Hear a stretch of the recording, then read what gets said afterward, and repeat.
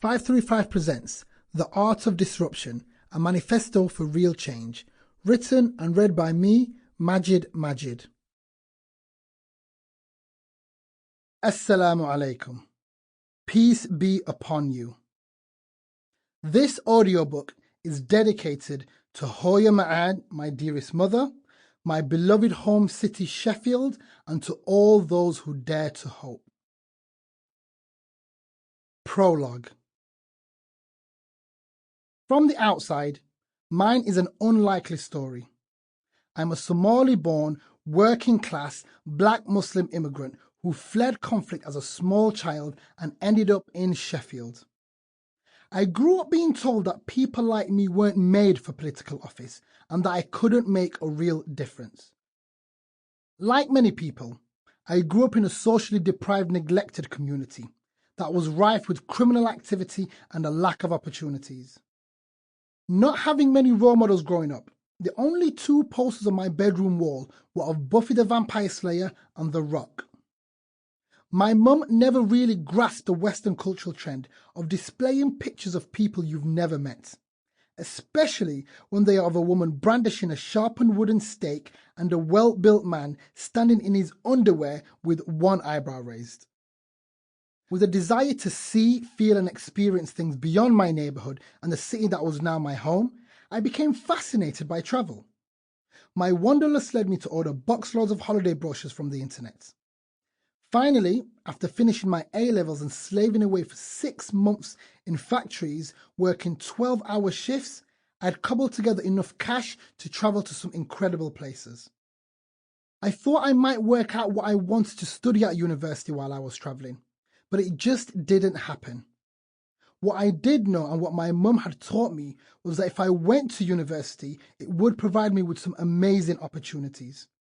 To cut a long story short, I studied aquatic zoology at Hull University. Admittedly, this was a course I had no interest in pursuing as a career, in a city I knew nothing about, other than the fact that I had it on good authority from my mate's dad that it was an absolute shithole. But I took my chances and I decided to see the good in the situation. To this date, it is one of the best decisions I have ever made.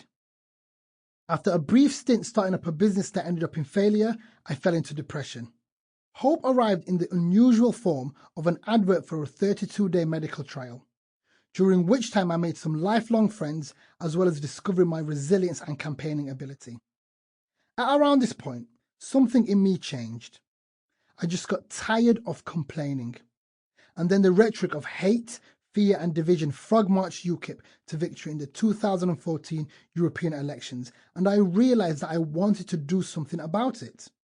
I decided to stand up for what I believed was right and began to play an active role in my community.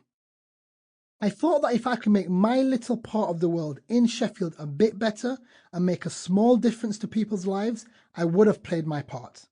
So I joined the Green Party, I knocked on people's doors, I went to every community event going, and I got elected as a local councillor. 2 years later, I became the youngest ever Lord Mayor of Sheffield. I spent much of last year as a Green MEP representing God's own country, Yorkshire and the Humber. I still pinch myself every time someone on stage reads out my name. But things have not always been smooth sailing. There have been countless people and groups who have tried to put barriers in my way and make life difficult for me. And at times I still get imposter syndrome and find myself thinking they're going to catch me at any moment and realise I'm a fraud.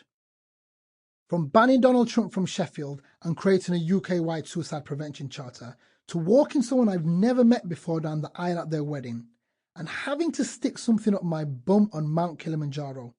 You'll find out what and why later. I've had a lot of weird and wonderful experiences that have shaped who I am today.